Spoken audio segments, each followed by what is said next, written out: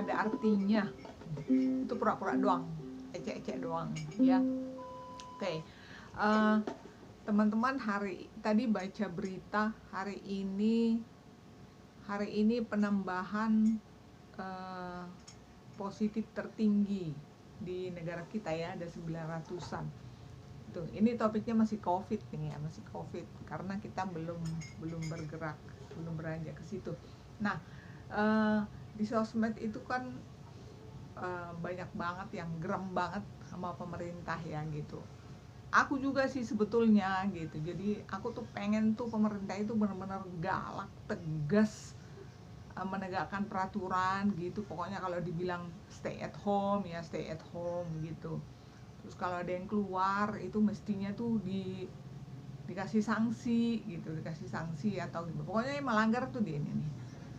Cuman ya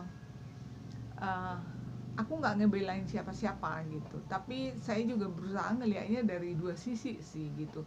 Ini kan apa ya, antara masalah kesehatan dan ekonomi itu adu kuat. Jadi mana yang lebih urgent gitu. Nah mungkin bagi orang-orang yang kelompok menengah ke atas yang ekonominya mapan, maksudnya tuh tanpa ya dengan stay at home sampai 3 bulan mungkin tidak akan mengganggu ekonominya. Buat mereka pasti geram banget, geram dengan orang-orang yang keluar rumah gitu. Tapi bagi orang yang sangat tergantung kepada aktivitas sehari-hari supaya bisa makan, buat mereka mungkin lebih bagus, ini yang akan dikasih pilihan ya, lebih bagus mati karena sakit daripada karena kelaparan. Karena kalau mungkin ada mindset begini loh, kalau mati karena kelaparan itu dianggap bodoh ya kan, gak ada usaha gitu. Tapi kalau mati karena sakit mungkin lebih dianggap sebagai udah jalannya, udah takdir. Nah kayak gitu. Nah kita kembali kepada kebijakan pemerintah ya.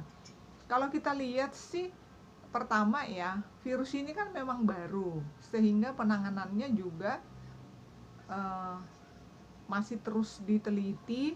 Artinya belum ada informasi atau ilmu yang sudah template banget, yang sudah pasti banget, oh harus gini nih, kalau kayak gini belum ada gitu. Jadi karena dia baru dan masih dalam proses pengenalan, penelitian, pasti penanganannya juga berubah-ubah kalau menurut saya sih gitu. Kalau kita lihat dengan di luar negeri juga kan seperti itu. Ada yang sudah sempat kayak Wuhan itu sempat clean, kemudian kena lagi, kemudian ada beberapa negara yang lockdownnya sempat dilonggarkan. Terus Prancis katanya begitu dibuka sekolah seminggu 70 orang anak sekolah kena gitu. Nah sekarang kembali lagi di lockdown lagi, sekolah diliburkan lagi. Nah kayak gitu kan, jadi kayak try and error gitu loh.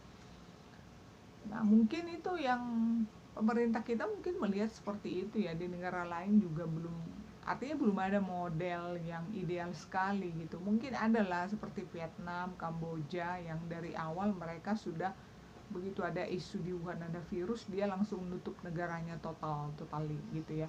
Tapi kan kita udah terlambat melakukan itu gitu kan, nggak mungkin mundur nih, udah terlambat. Jadi sehingga mungkin lebih mengadopsi kebijakan-kebijakan yang seperti sekarang gitu. Jadi PSBB-nya dilonggarkan dengan harapan masyarakat mestinya tetap patuh kepada protap itu gitu ya. Nah jadi memang ya pemerintah punya tanggung jawab total sih untuk menjaga kesehatan masyarakat, menjaga keselamatan masyarakat. Nah cuman kalau saya pikirkan, ini kan masalah kesehatan ya, memang sih ininya wabah pandemi ini, jadi sehingga ya sifatnya global, dunia, nasional. Tapi masalah kesehatan itu kan mestinya ya, tanpa pandemi ini pun setiap orang tuh mestinya care gitu loh, peduli dengan kesehatannya gitu.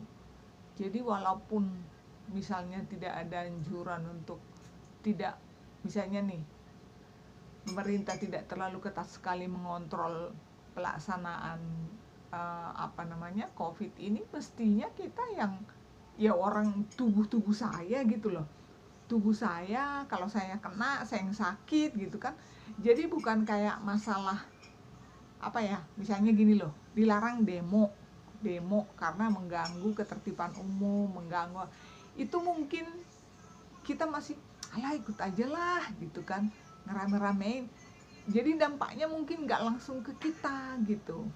Tapi kalau dibilang lu harus pakai masker ya, jaga jarak ya, karena nanti lu bisa kena loh. Nah, kalau kena itu kan kita yang akan merasakan itu gitu loh. Jadi harusnya idealnya sih ya, tanpa warning yang keras sekalipun, tanpa sanksi yang berat, tanpa maksudnya orang lain berbusa-busa termasuk pemerintah, mestinya tiap orang tuh sih sadar akan kesehatannya gitu. Tapi ya di kita kan itu tadi, faktor ekonomi dengan kesehatan itu berlomba-lomba, dan orang lebih peduli, lebih takut kali ya, lebih takut mati karena kelaparan daripada mati karena sakit, walaupun dua-duanya hasilnya sama, mati, dead gitu. Jadi aku saya bisa memahami kebijakan pemerintah, walaupun ya banyak orang, ini bukan soal lu pendukung siapa, enggak gitu. Saya percaya, saya yakin deh, pemerintah juga di posisi yang sulit saat ini, di posisi yang sulit sekali gitu ya. Nah, yang penting saya kira sekarang ini bagaimana setiap orang bisa menyesuaikan diri dengan situasi yang ada, dan ya tetap walaupun faktor ekonomi penting, tapi tetap menjaga kesehatannya gitu.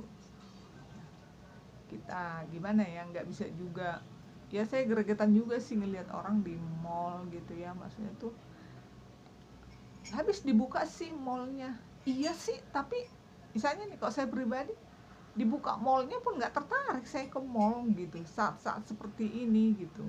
Dalam kondisi kayak gini emang urgent banget gitu beli baju gitu, beli apa, enggak.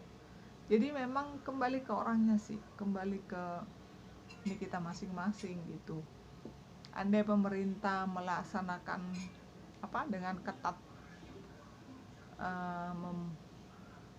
membuat peraturan atau menghukum yang bermasalah ini, juga mungkin tidak menjamin akan cepat gitu. Cuman hanya jadi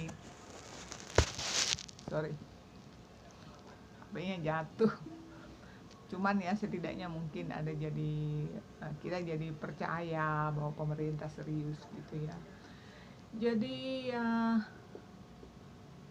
tetaplah, walaupun dilonggarkan PSBB-nya, kalau saya pribadi, kalau nggak urgent banget ya nggak akan keluar. Apalagi yang sifatnya hanya untuk kesenangan ya kan, hanya untuk cuci mata, jalan-jalan, ya enggak lah.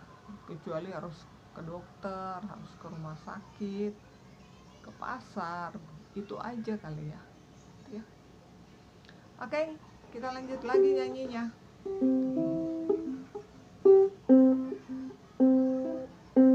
Aku itu nggak bisa main gitar, senang aja dengar suaranya gitar.